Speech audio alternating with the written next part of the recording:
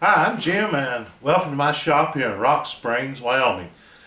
Glad you tuned in. I hope this little video today is just going to be a simple turning project, a bottle stopper. They're quite popular and so many people are making them today and getting into them, and sometimes people have questions and some members in our club are talking about them, talking about bottle stoppers. So we're going to do a little bottle stopper project today. Like to say thank you to all those who have subscribed, liked, and just tuned in to my YouTube channel. I really do appreciate it. Not a professional videographer, and I want to thank my granddaughter Trinity for helping me with some of the camera work. And again, if you like the videos, please subscribe and also leave comments, and if there's a topic or a subject or something you want to see or something I can do to improve my videos, I greatly appreciate you sharing that with me as well. Also, I always want to remind you that safety in my shop is my concern. Safety in your shop is your concern. Please work safe. It's a great hobby. It's a great pastime.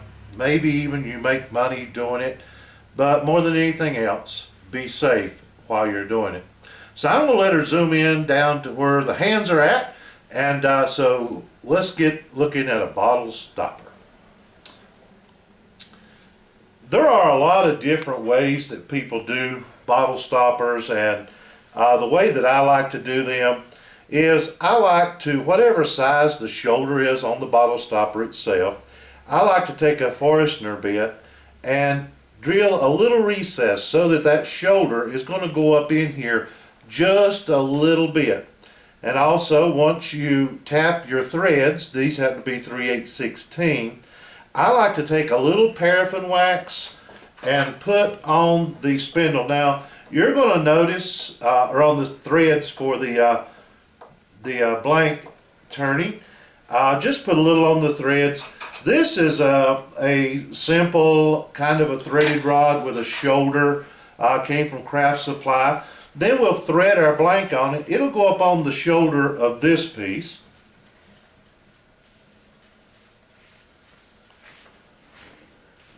So as we thread our blank up on, it's going to square off even if our blank isn't totally square. So now we've got it on. We're going to bring our center, our tailstock up for a little support as we take this down to round. And we're going to snug that up. I'll be using a little 5/8 Doug Thompson spindle roughing gouge to get us down to round. So let's go ahead and get turning and see what this little piece of wood looks like. And probably going to be turning around 2,500 RPMs.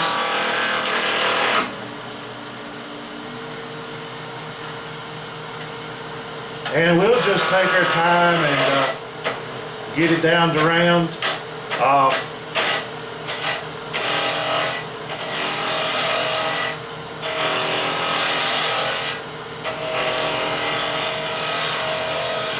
Just take our time, and I encourage you to, and if you've watched my other videos, I would just encourage you to take your time when you're turning. Enjoy your turning. I sometimes, especially when I'm making a video, have a tendency to try to turn faster than I normally would, because I really enjoy turning, and I find it quite relaxing, quite enjoyable. You're going to get to see what this little piece of wood's going to look like with me. It was in to be honest, it was in one of those 5 pounds for $10 or something at a show or something. I don't even remember now. It's been around for a little while, so we'll have a look at this and see what we've got.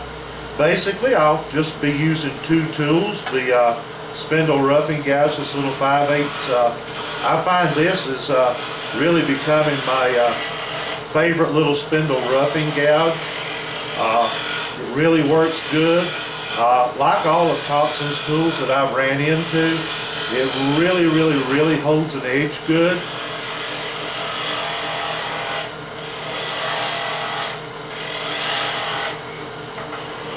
So I think we're down to round.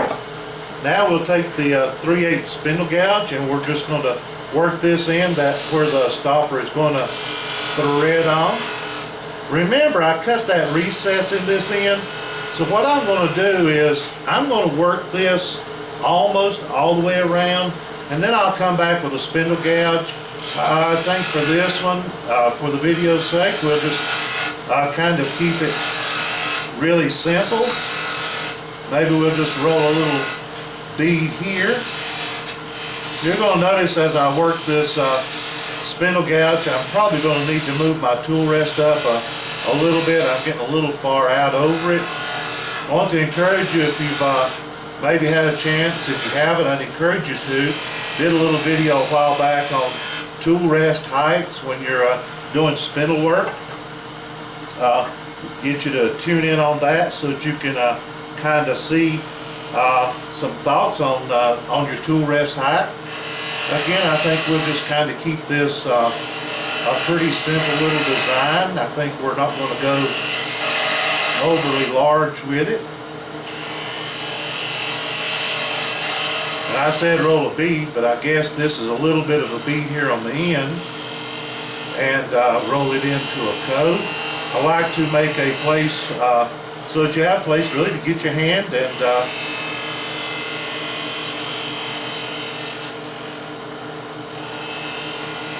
get your hand to the stopper when you go to take it out of the bottle. You can, whatever bottle it is, it's kind of to be convenient. So I think we're looking pretty good there. Take a little material off here so we can work around. I could switch back to the little spindle roughing gouge, but kind of like getting a little spindle gouge practice in as I work this down. We'll get this and kind of get you a little bit more cove or bead practice as you go. And I encourage you to do that as you're doing your turning projects. We are having some beautiful weather here in Rock Springs, Wyoming. It's really turned into a beautiful summer. We are in high desert, so we don't get a lot of rain as a rule, but we've been getting a little bit with some thunderstorms and things. So I think I'll put another little cove in here, just a little guy, so we can kind of give us a little grip on it real quick. And then I think we'll just roll, make that a gentle little bead. Feeling pretty good. Now I think what we'll do is take this across, and I think we'll kind of flare it and let this be a little smaller than the end. Gives a little bit more of a purchase on the handle as you pull it out of the bottle. So we'll do a little bit of that here. The one thing I like about making spindle projects is, as the turner, you're the only one that really knows what you wanted this to look like. And if along the way you make a mistake, if you don't tell anyone, it's likely nobody but you will ever know. So kind of make a little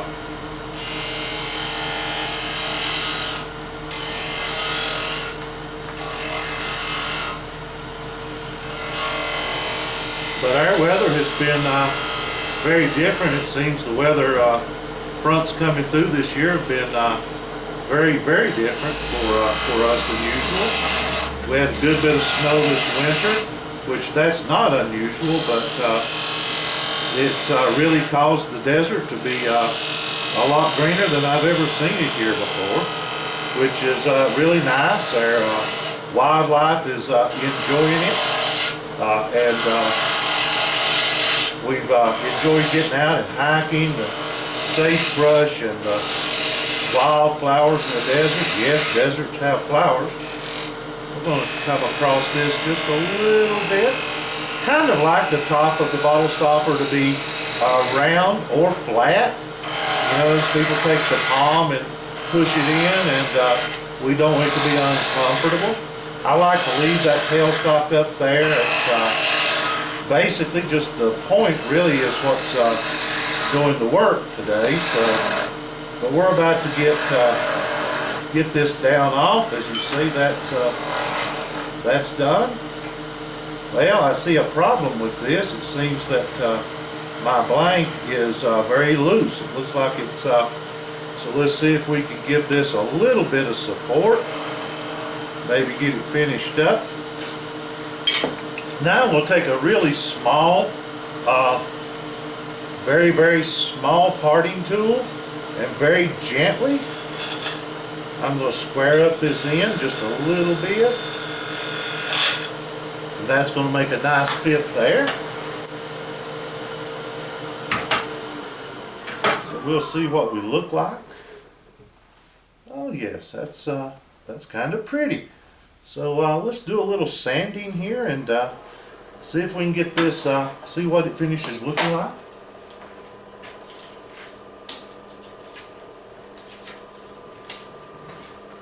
I think here we're going to start with some 220 real quick. I'm turning the lathe at about 800 RPMs.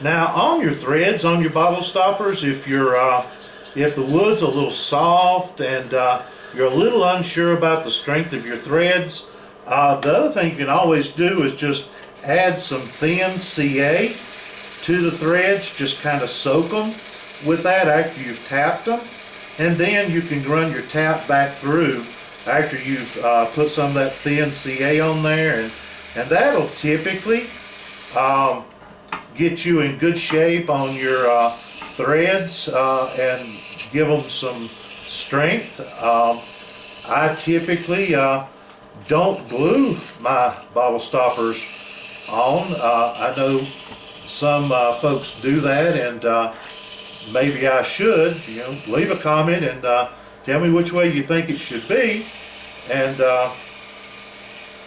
we'll have a look and see. Maybe convince me that I should glue the bottle stoppers onto the shaft. I use a stainless steel bottle stopper that is a food grade stainless steel.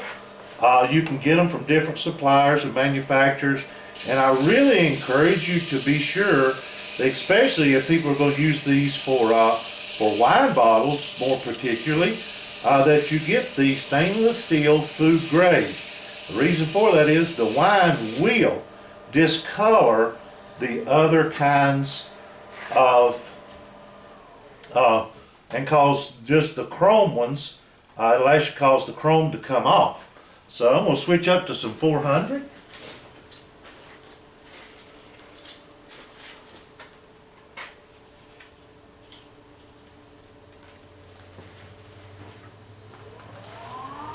Now I'm going to speed the lathe up just a little bit. We'll sand here at about 1,000, 1,100. What I would encourage you to do when you're doing your sanding is just, you know, sandpaper is a disposable, I guess, an expendable. It is, you know, when it's done, it's done. Go ahead and throw it away. I know sometimes us wood turners, we don't do that so well.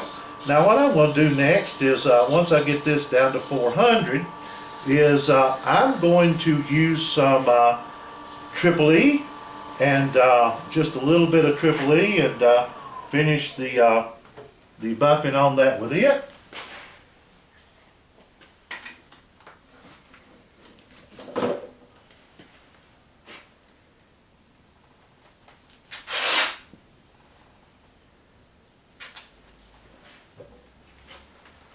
Now I'm just going to take my finger and just put a little bit of this on. And by the way, the Triple E will darken your wood a little, so you kind of need to be aware of that. And also, it's fine if you're going to go back with a shellac based finish or something like that, but if you're planning on using like a polyurethane or some other kind of finish other than a shellac based finish, You really need to wipe this down with mineral spirits. Now I'm going to use a small rag a little bit to buff this, but I'm not going to get it between fingers. And we're going to run this up probably around 1,100 RPMs. And we'll just let this triple E kind of work for us here.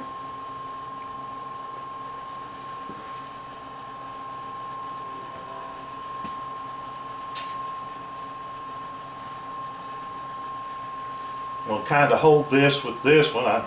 That stopper's not wanting to cooperate. I'm going to have to reinforce those threads when I get done here. And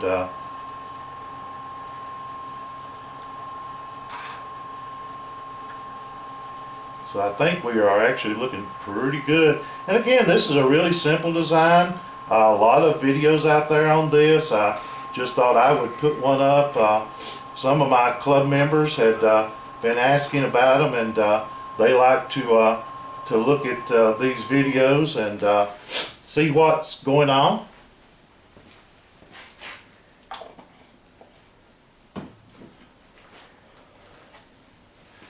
Well, let me show you this label. It's the Triple E Ultra Shine, and it's a cut and polish, and it's a wax base, but it does not offer you much protection for your wood. So what I'm going to do now is a Sheila Wax cream, which is good. I use different finishes for different things. An epoxy finish, if you know, it's going to be exposed to a lot of alcohol, and the epoxy finishes are very durable, though more difficult to apply. Now what we want to do with this is just run our lathe real slow. We want to get a really good coat on here. You're going to notice this stuff is really kind of sticky and heavy and everything, and that's the way it's supposed to be. You can actually get the liquid and thin this down with the liquid Sheila Wax, which works really good. But this is with along with Mylan's, is one of my favorite finishes. We'll let that dry for just a minute. Get another little rag to buff with.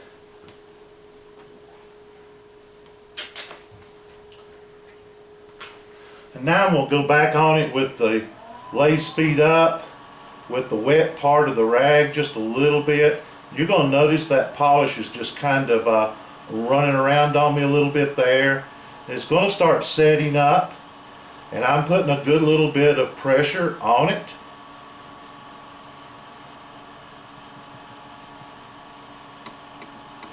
Now I'm going to ramp up the lathe speed some more. We'll come in with a clean and dry little cloth. I'm going to buff this end. That's why you don't pinch that cloth with your fingers, and just get some heat going, and that'll let this stuff just really buff in and shine up. And we'll see here, and this is a real quick finish. Sometimes I do a couple coats of it, letting it dry between the two, and I will come back after this is dried, probably in about 24 hours. I will come back and put a coat of Renaissance wax. I use Renaissance wax, and this is a little bit of a key, is to use some Renaissance wax, and it keeps the fingerprints when people are handling your stuff at a show or wherever. It'll keep those fingerprints from showing up.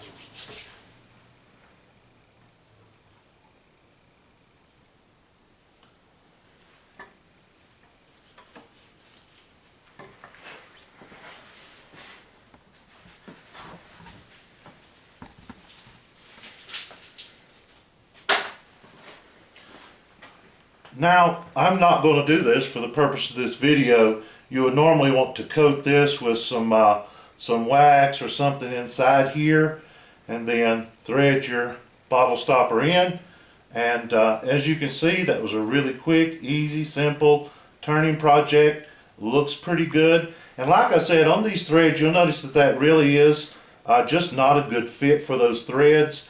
Take some CA, thin CA, and just build those threads and then run your tap back through it and you'll be in good shape. Again, this is Jim in Rock Springs, Wyoming. Thank you for tuning in. I hope this little video has been interesting, informative, and maybe let you see some potential and to tackle a bottle stopper project. Again, thank you for tuning in. This is Jim in Rock Springs, Wyoming. Safe turning and God bless.